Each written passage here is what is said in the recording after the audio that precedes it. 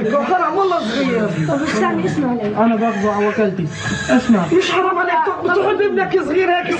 اسمع شوي. بكره علي امتحان ما بأجنوش بفصلوني من المدرسه، اذا هذا الامتحان ما قدمتوش لو جيت في يوم ثاني بروح معاك. ما تخاف. طب اسمع علي. بيطلعوني برا المدرسه عشان اطبق. صور تدمي القلب وتهز الضمير. أحمد فتى فلسطيني في 15 من العمر كان هدف مداهمة للجيش الإسرائيلي تحت جنح الظلام بتهمة إلقاء الحجارة. أنت بطل، يخبره الجندي الإسرائيلي ويعده بالعودة إلى المدرسة صباح اليوم التالي. خلص اسكت خلص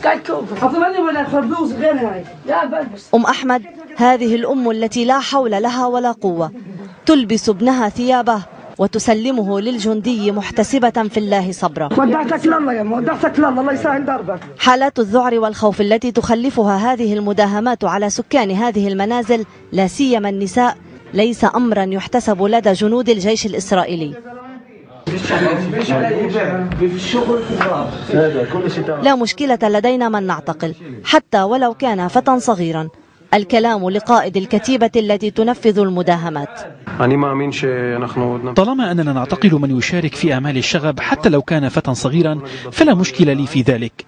إذا ما صار شيء بترجع وبتعمل الامتحان. وعد الجندي الإسرائيلي بإعادة أحمد إلى مدرسته صباح اليوم التالي لم يصدق كحال الوعود الإسرائيلية الكاذبة.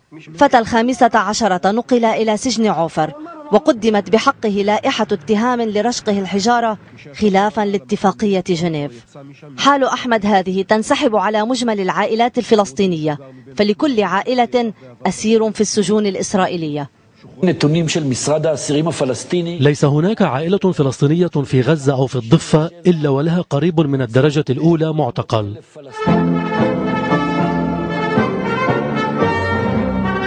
قصة الفتى أحمد تختصر الحكاية وتغني عن البداية والنهاية. حكاية شعب يقاوم الاحتلال، إنها حكاية أحمد العربي. أنا أحمد العربي فليأتي الحصار.